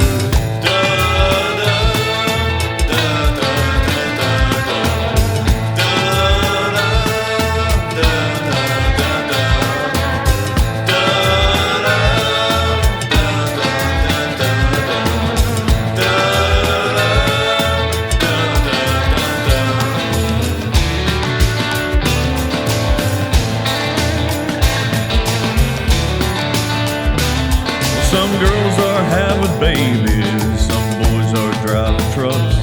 Some folks are moving to Florida, and I wish them lots of luck. A marriage is nearly over, a preacher's coming to town. A few folks voted for the Democrat, and I can't make a sound. Party line. I'm on that party line. The party line. That party line.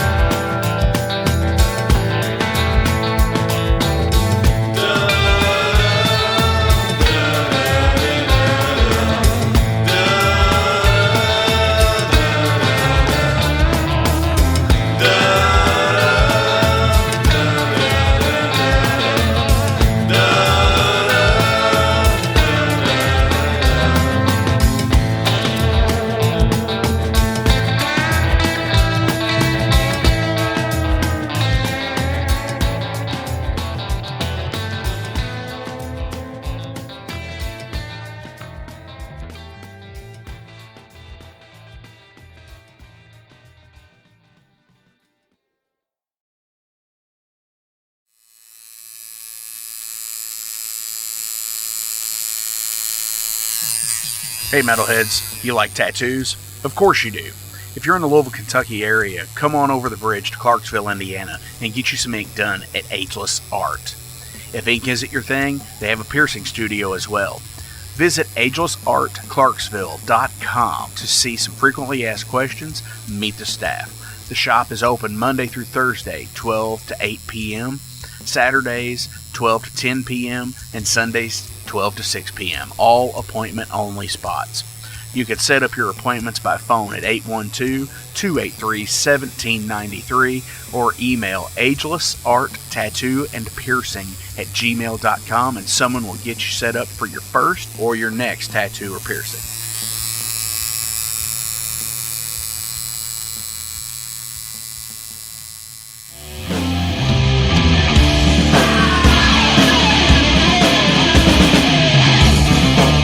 Hey metalheads, after going to a rager, what's your ultimate go-to? Mine is totally pizza. So when Overload is playing, or I'm promoting the Metal Forge live showcases, or the big goddamn metal show, I go to Pizza Donisi. Pizza Donisi is gourmet artisan pizza from right here in Louisville, Kentucky. It features things like the pizza of the month, the sandwiches, and also vegetarian and vegan options, which is so totally fucking cool for all of it's awesome pizza. You definitely want to go. Hey, and also from time to time they do cannolis. Oh, so fucking good. You know what they said, man? Leave the gun, take the cannoli. Yeah, just like that in Godfather. They're located right next to the Mag Bar at 1396 South 2nd Street. So either stop in or call in at 502-213-0488. They're open till midnight. The witching hour.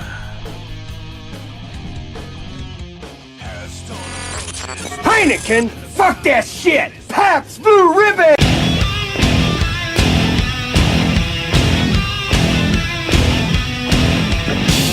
Hey metalheads, you all hear me talk about Mag Bar all the time. It is the home to the Metal Forge live showcases and is an integral stop in the Ultimate Underground Metal Tour schedule. They obviously feature live music, but the Mag Bar also has daily specials like Pint and Slice Night on Tuesdays with Pizza Donisi. But they also do Bring Your Own Vinyl on Thursdays with DJ Kent Jackson, and Finer Things Sundays. Located right next to Pizza Donisi at 1398 South 2nd Street, open 3 p.m. to 4 a.m. 7 days a week. Get your asses out to the Mag Bar. Rock out.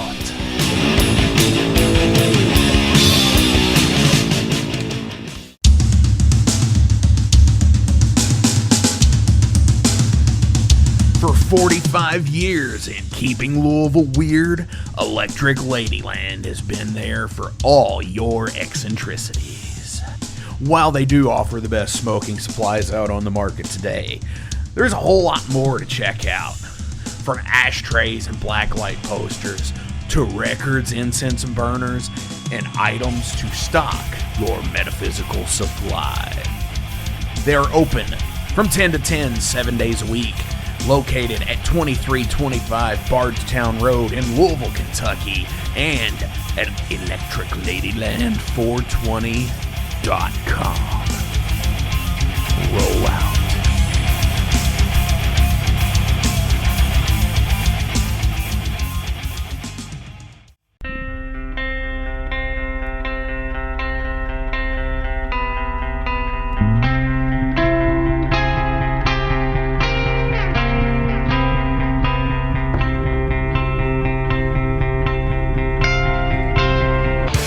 In 2017, one man's vision and passion for all things metal started out as a record store in his house. Years later, the fight against a mainstream empire continues as Shade Beast. An independent metal collective and online store based in Athens, Georgia, is the world's premier heavy metal brand for music heads that value authenticity over the mainstream acceptance. Featuring original t-shirts from some of the best underground artists, as well as stickers, posters from the Shade Beast Presents concert series. Unique, one-of-a-kind collectibles and small curated selection of vinyl and cassettes from the masters old and new. Visit shadebeast.com and enter promo code SithLord for free domestic shipping on your first order, whether you're a new customer or returning. And be sure to join the Shade Beast social groups on Facebook and the interwebs to keep up with the new release announcements and talk all things metal and Star Wars. You'll never find a more wretched hive of scum and filth.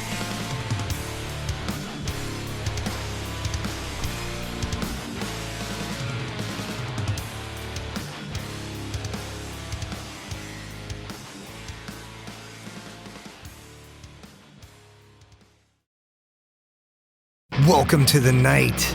You think you know Night Demon? Then the Night Demon Heavy Metal Podcast is for you. Step into the darkness as we peel back the curtain to give you an unprecedented, all-access look into the mind and the heart of the demon. We're talking band history, song analysis, studio anecdotes, stories from the road. It's everything a diehard Night Demon fan could want and more. This is the only place to learn the inside scoop, the deep dive trivia, the untold tales from the band members themselves and those closest to the Night Demon story. Need more? The sacred Night Demon Crypt will be pried open to reveal demo recordings that have never before seen the light of day, all with in-depth commentary by the band and the people who were there for the writing and recording process. This is a gold mine, a treasure trove of all things Night Demon. Head over to nightdemon.net or wherever you listen to podcasts.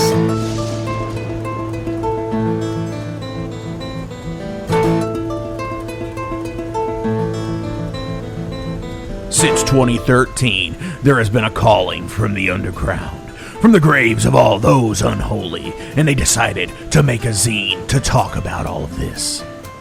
Soul Grinder Zine, an independent metal zine to keep you informed on all things metal and horror from the underground. Available in both print and digital formats, they're bringing you the best interviews and reviews out there today.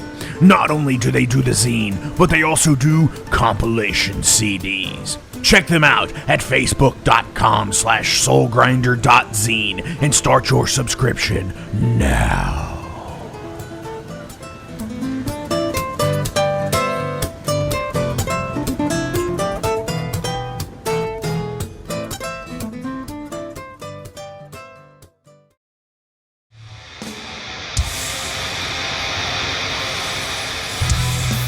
Hey everybody, let me tell you about the new sponsor to the Metal Forge, Unchained Tapes. They're an independent Pennsylvania tape label. They focus on extreme metal and punk with a killer approach to the tape scene. Visit their web store at unchainedtapes.bigcartel.com now to get your fill of tapes. And for being a Metal Forge listener, enter the code METALFORGE10 at checkout to get a 10% discount on your total purchase. That's unchainedtapes.bigcartel.com.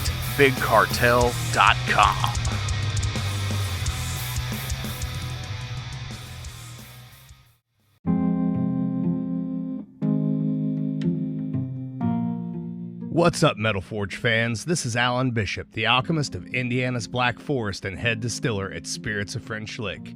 Do you find yourself drawn to the unexplained, fascinated by the Fortean, or enchanted by the paranormal? If the things that go bump in the night resonate in your mind, then tune into my brand new podcast, If You Have Ghosts, You Have Everything. Featuring first-hand accounts, collected stories, interviews, history, and speculation related to all things not of this world. Available now on Anchor, Spotify, Google, Amazon, and more. Set back, relax, and remember, if you have ghosts, you have everything.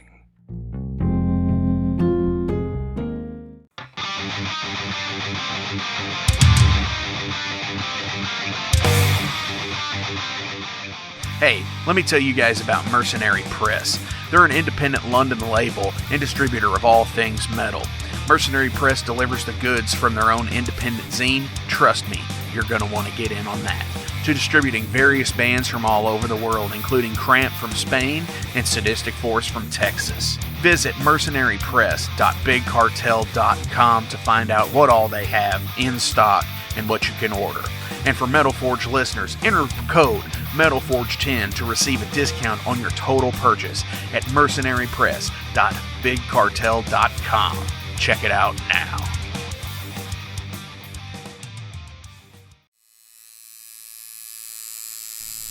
Hey Metalheads, it's with great pleasure I get to tell you guys about a new sponsor to the Metal Forge, Ageless Art, New Albany.